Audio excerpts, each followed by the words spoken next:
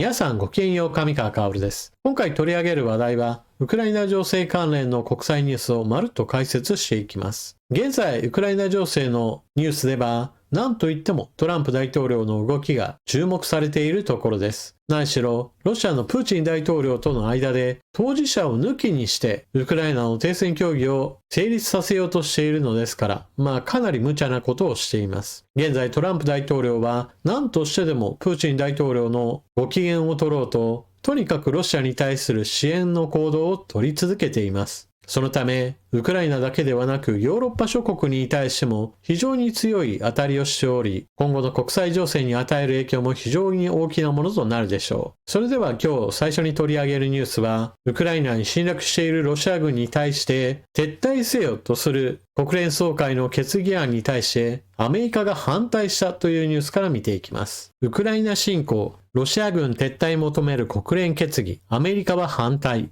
ロシアによるウクライナ侵攻から3年となるのに合わせて開かれた国連総会で、ウクライナや EU、ヨーロッパ連合などが提出した戦闘の停止とロシア軍の撤退などを求める決議が賛成多数で採択されました。しかし、アメリカは反対に回り、立場の隔たりが浮き彫りになりました。決議は日本など93カ国の賛成多数で採択されましたが、アメリカやロシアなど18カ国が反対し、65カ国が棄権しました。さらにアメリカはこの決議案に対抗して、侵攻などロシアへの批判的な文言を使わずに紛争の早期終結を要請するとした別の決議案を提出しました。アメリカのシェイ国連臨時代理大使は戦争の終結というシンプルな考えに焦点を当てた決議案だと説明し、ロシアのネベンジャ国連大使も正しい方向への一歩だと評価しました。このアメリカの決議案に対しフランスなどはロシアによるウクライナへの全面的な侵攻という表現を盛り込んだ修正案を提案し、これが各国の賛成多数で採択されたため、アメリカは自ら提案した決議案を棄権しました。国連総会の決議に法的な拘束力はありませんが、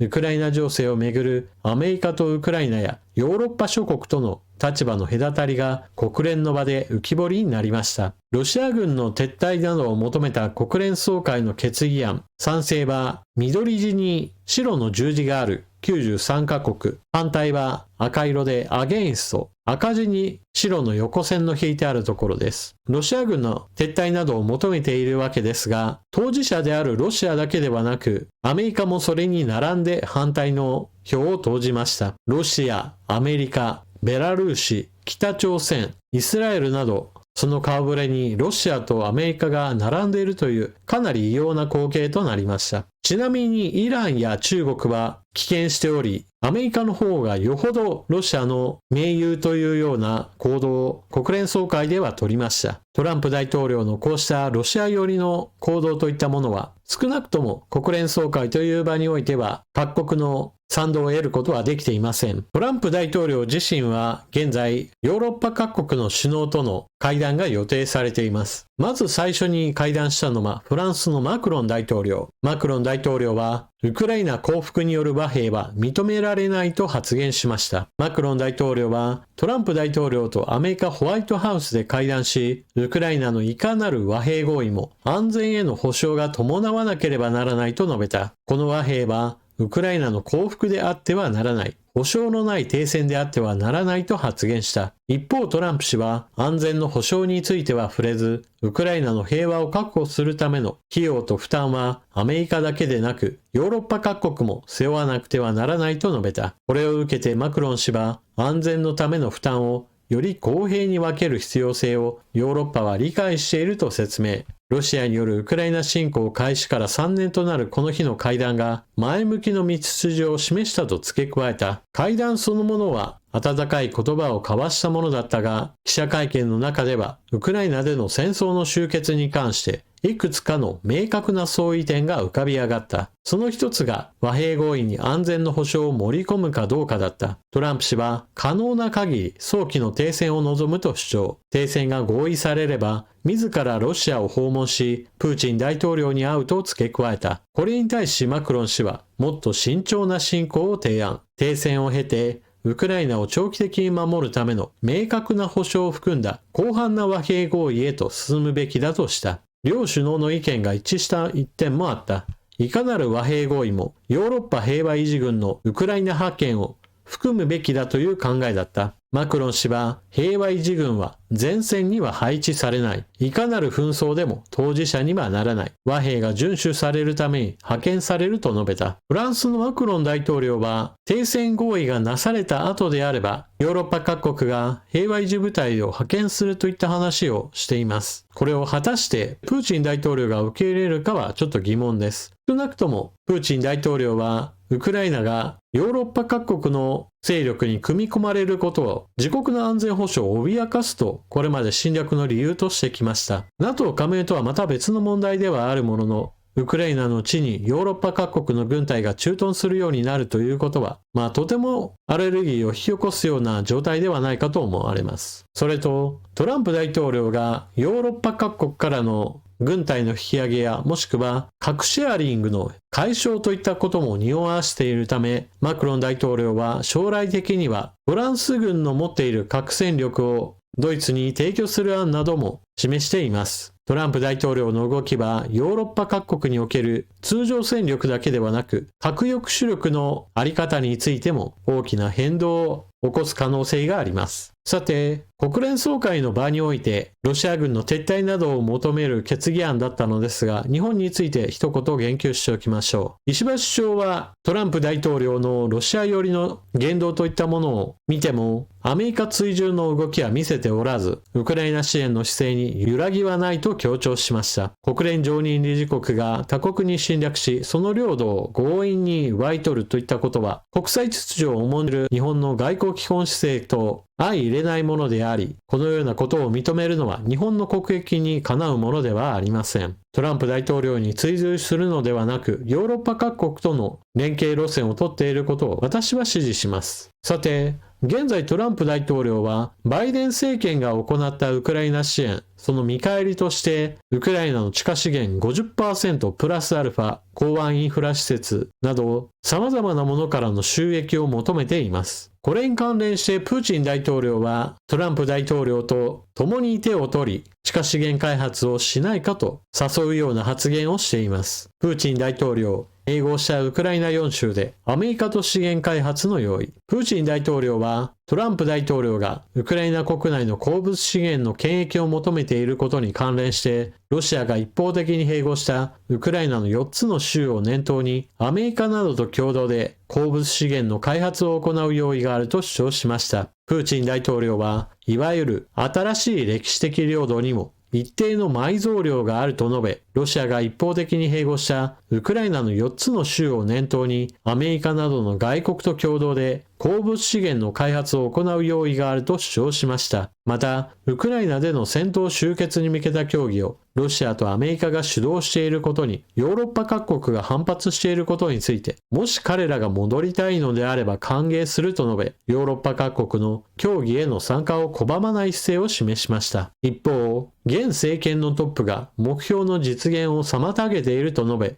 ウクライナのゼレンスキー大統領が停戦協議の障害となっていると改めて非難をしました。ウクライナの地下資源に関しては、現在ロシア軍が占領している東部地域において特に多くの資源があるとされています。しかし、現状のロシアにおいては、地下資源を開発するだけの人手やもしくは技術などについては欧米各国よりも劣るものであり、トランプ大統領に差し出す外交カードにしたいという思いがあるのでしょう。トランプ大統領はこれまでウクライナに対して行った支援の見返りとしての地下資源を求めていますから、まさに餌をちらつかせているようなものだと言えるでしょう。一方で、ウクライナの地下資源に関しては EU との間でも交渉が行われ始めているようです。EU はアメリカに続き、ウクライナに重要な資源に関する相互に利益のある取引を提案した。欧州委員会のセジュルネ産業戦略担当委員は、ヨーロッパはウクライナが保有する極めて重要な資源へのアクセスに関する相互に利益のある取引を提案したと述べた。ヨーロッパが必要とする30の重要物資のうち21はウクライナから提供できるとしている。セジュルネ氏によると、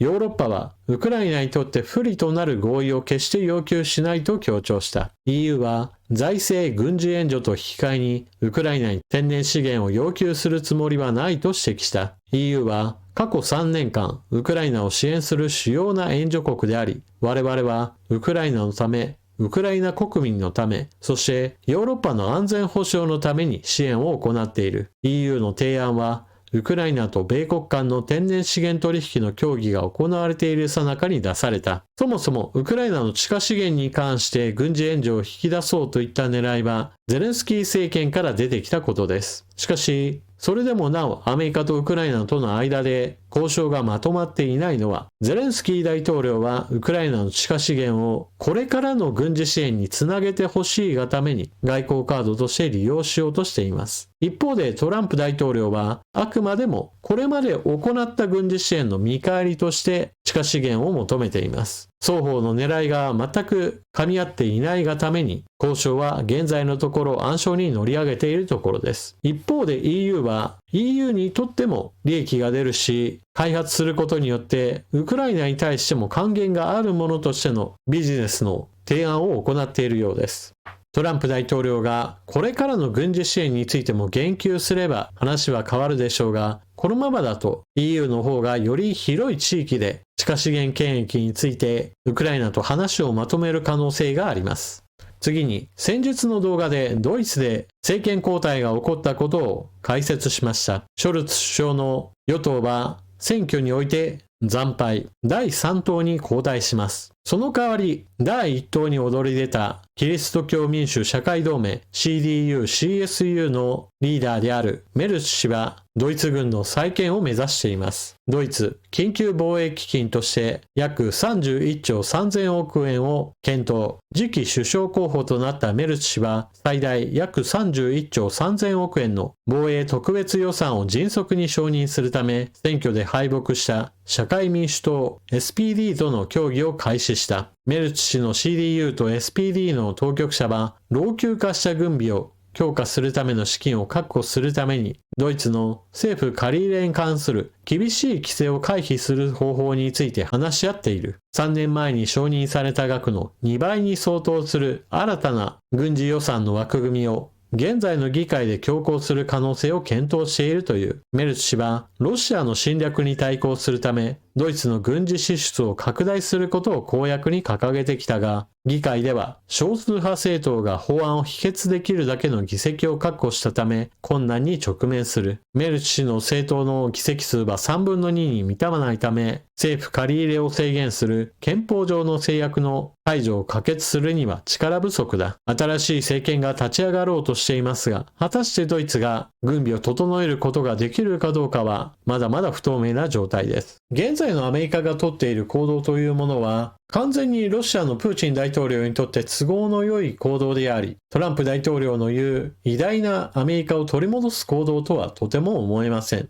むしろ国際的な影響力を失っていくような非常に利益しか求めない、そして長期的には失うものの大きい行動だと私は思います。今回冒頭で取り上げたような国連総会の場においてロシアの撤退を求める決議に対して完全に反対するといった行動は外交上の汚点として残る可能性もあると私は見ています。少なくともアメリカ国内における政治に関心のある人たちであれば、このようなロシアに媚びへつらうような行動を取り続けているトランプ氏というのは非常に批判の対象となっています。ただしそれは民主党やもしくは中道派の人たちの中の政治に関心の高い人たちであり、もともとトランプ氏を支持していた共和党の人たちは今回の行動に関してもあまり関心を持っていません。むしろ彼らの関心はアメリカ国内におけるイーロン・マスク氏の行動の政府の無駄遣い削減の方が大きな話題です。しかし、その支出の無駄遣い削減について言っても、アメリカの人道支援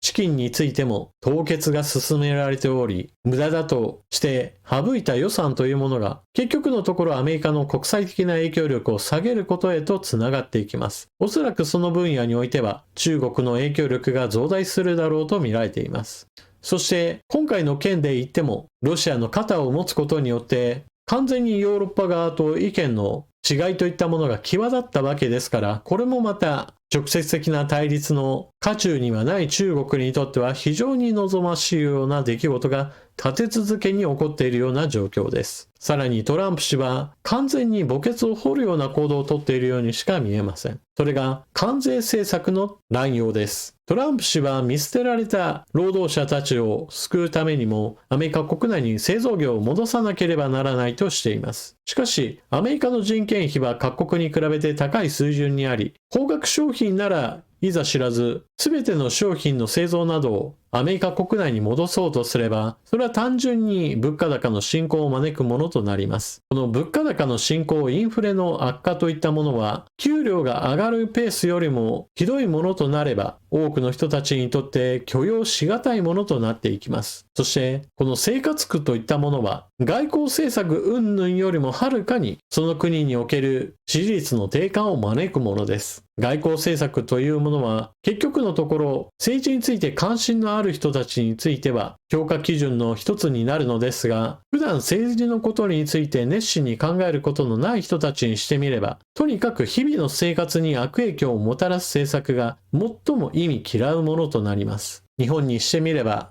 アメリカが国際的な影響力を失っていくのが長期的な未来として見えるのであれば、今はおとなしく嵐が過ぎ去るのを待ちつつ、しかしアメリカが侵略者の肩を持つというような国際情勢へと進んでしまうのであれば、自分の国は自分で守れる力を整えるといったことに力を注ぎ、一方で関税政策に伴う悪影響をやり過ごすためにも、高い値段でも買ってもらえる商品やサービスの開発にこそ経済的な支援を行う必要があるでしょう。問題なのはそうした国際情勢に合わせた政策が行えるかといったところで、石破総理に対しては私自身はあんまり期待していません。石破総理は地方創生といったことをよく口にするのですが、それはそれで大事な政策ではあるものの、日本国内だけしか見ていないんだなというふうにしか見えないのが残念なところだと思っています。というわけで今回の動画はここまで。最後までご視聴いただきありがとうございました。国際情勢は今トランプ氏を中心にして激動の時を迎えています。しかし同時にあまりにもロシアに媚びへつらった行動にしか見えない部分はアメリカの短期的な利益を追求している姿ではあるものの、長期的には国際的な影響力を失うような悪い手にしか見えません。トランプ大統領は国内政策としては DEI 政策の揺り戻しや移民対策など見るべき政策はあるものの、残念ながらそれらをかき消すようなことをし続けています。あなたはトランプ政権の外交的な動きをどのように評価するでしょうか。ぜひともコメントをしていってください。それでは次の動画でまたお目にかかりましょう。またね。